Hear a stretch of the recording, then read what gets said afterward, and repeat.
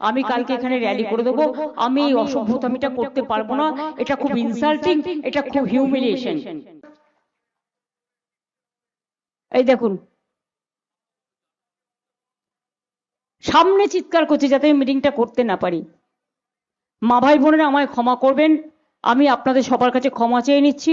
আমি কালকে এখানে র্যালি করে দেবো, আমি এই অসভ্যতামিটা করতে পারবো না, এটা খুব ইনসাল্টিং, এটা খুব হিউমিলিয়েশন। আমি আপনাদের নমস্কার জানিয়ে আমি বিদায় নিচ্ছি। আমায় ক্ষমা করবেন, যদি পারেন ভোটটা আমায় দেবেন, আমার সিম্বল নাম্বার 2।